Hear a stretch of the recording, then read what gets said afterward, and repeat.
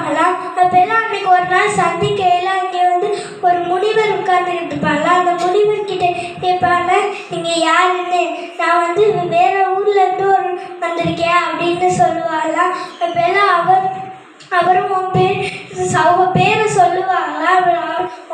எங்கள் பேர் எப்படி உனக்கு தெரியும் அப்படின்னு இந்த முனிவரை பார்த்து கேட்பாங்களா. அவங்க 2 பேரும் சொல்லுவாங்களா, உங்களுக்கு என்ன நடக்க போகுதுன்னு தெரியும் அப்படின்னு சொல்லுவாங்களா அந்த முனிவர். அப்போ எல்லாம் அவங்க 2 பேரும் சொல்லுவாங்களா, என்ன நடக்க போகுது அப்படின்னு கேட்பாங்களா. அப்போ எல்லாம் அவங்க சொல்லுவாங்களா, நீங்கள் கொஞ்சம் தூரம் காட்டுக்கு போங்க, அந்த காட்டில் ஒரு புதையல் இருக்கு, அதை எடுத்துட்டு வாங்க அப்படின்னு அந்த முனிவர் சொல்லுவாங்க. அதே மாதிரி அந்த போகிட்டு இருக்கல அப்போல்லாம் அந்த இடத்துல தண்ணியே இருக்காதா.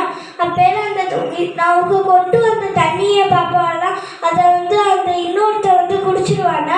அதை குடிச்சதை பார்த்தோன்னே ஒரு கோவம் அதை அடிச்சிடுவானா. அதை அடித்ததை மணலில் எழுதுவானா. மணலில் எழுதவும் ஏன் மணலில் எழுதுறேன்னு அடித்து கேட்பானா. அதுக்கு அவங்க சொல்லுவாங்க, நீ என்னை அடிச்சு இல்லை, அதை நான் மணலில் எழுதினோடனே அது காத்தோட அழிஞ்சிடும், அதே மாதிரி என்னுடைய மனசுலேருந்து அழிஞ்சிடும்னு சொல்லுவானா. அப்புறம் கொஞ்சம் தூரம் போகையில அவன் அடிச்சவன் கீழ் புதக்குழியில் விழுந்துருவானா. புதக்குழியில் விழுகவும் அவனும் இன்னொருத்தன் அவனை பிடிச்சி காப்பாற்றுவானா. அவன் நன்றி சொல்லுவானா. நன்றி சொன்னோடனே அதை நான் இவனை காப்பாற்றிட்டேன் அப்படின்னு அந்த கல்லில் எழுதுவானா.